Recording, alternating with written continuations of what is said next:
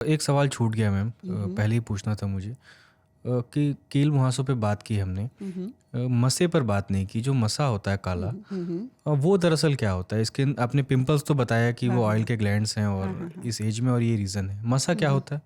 तो मसा तो स्किन का एक उभरा हुआ पार्ट है। हम्म। समझिए वहाँ पे स्किन अलग से ज़्यादा बन गई है, या जो नॉर्मल मस्से होते हैं वो तो आपके आप हिंदी में नीवस अच्छा। मतलब लहसन टाइप के समझिए हो गए, हाँ हाँ, जो हेरिडिटरी भी होते हैं, बाय बर्थ होते जो हैं, बाय बर्थ होते हैं, या फिर आप बाद में एट अ जो। सर्टन एज भी आते हैं, तो लेकिन आपके जेनेटिक्स में है एक तरह से अच्छा। उतना आना। कभी कभी किसी डायबिटिक्स में आपने देखा होगा, या फिर कई बार आपका शुगर लेवल्स जब बढ़ रहे हैं, या थायराइड है, या वेट बहुत गेन हो रहा है, तो नेक पर और ऐसे चीक्स पर बहुत छोटे हम्म। छोटे मस्से दिखने लगते हैं। वो छोटे छोटे से होते हैं, स्किन टैग्स कहा जाता है उनको। तो वो भी स्किन का अलग से एक हिस्सा है जो उभर गया है। तो उनका रिमूवल तो वैसे आसान है, उनको कभी लेज़र से हम मतलब एक तरह से बर्न करके या कट करके रिमूव तो कर देते हैं। लेकिन अगर इस तरह की टेंडेंसी है कि नए मस्से आपको जेनेटिकली आने हैं, तो वो और आ सकते हैं।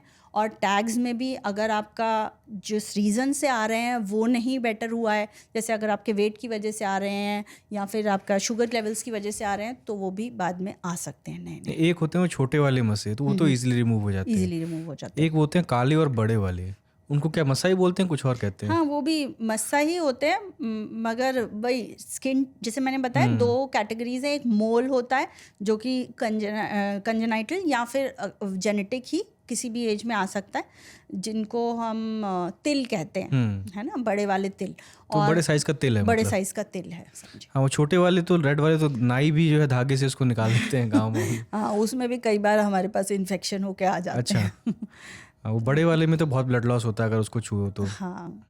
अच्छा, देसी ट्रीटमेंट इसमें भी है, मसे की ट्रीटमेंट में भी हम्म लोग चूना लगाते हैं उसको जलाने के लिए। हम्म और कई मैंने दोस्तों को देखा है, इनके गड्ढा हो गया है जहाँ पर वो चूना लगाया, हम्म लेकिन वो मसा तो चला जाता है। ये हम्म। कितना आप कॉमन देखती हैं इसको?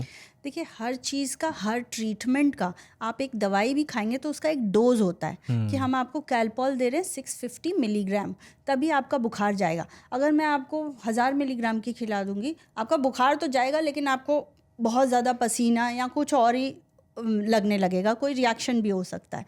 तो वैसे ही चूना हो सकता है, उसमें जो केमिकल है वो जलाएगा उसको, मगर उसकी कॉन्सेंट्रेशन भी तो पता होनी चाहिए, वो कितनी डेप्थ तक जा रहा है वो भी तो पता होनी चाहिए, और इस पर्टिकुलर मस्से में हमें कितना अमाउंट लगाना है वो भी तो पता होना चाहिए। तो वो ही गलतियां हो रही हैं जिससे ये सब खराब हो रहा तो अब तो स्किन, बाल और ये मसे, कील मुहासे, इसके लिए डॉक्टर के पास लोग जाना जो है ज़्यादा प्रेफर नहीं देखिए। करते हैं, हाँ। खुद आसपास से पूछताछ करके। और आप कुछ अगर जोड़ना चाहें इसके अलावा? हाँ, मैं यही जोड़ना चाहती हूँ कि आप डॉक्टर के पास एक बार तो विज़िट करिए। अगर आपको कोई प्रॉब्लम है, आप उनसे लंबी टाइम की दवाई मांग सकते हैं कि हमें 2 महीने 3 महीने हम नहीं आ पाएंगे, तो आप हमें 3 महीने की दे दो। बट आप बिल्कुल जाना अवॉइड मत करिए।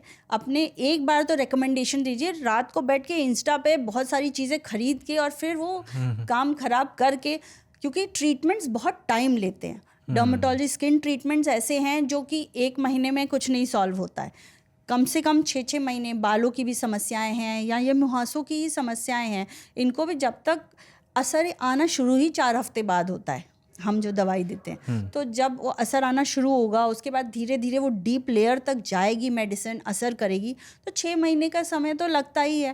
तो पेशेंस नहीं लूज़ करना चाहिए। और आप अगर किसी ऐसे बंदे के पास जा रहे हो जिनको नॉलेज है, तो डेफिनेटली आपको ज़्यादा फ़ायदा होगा कंपेयर टू आप कुछ भी ऐसे ही कहीं किसी को फ़ायदा हुआ वो लगा रहे हो, तो आप डैमेज भी कर सकते हो इसमें।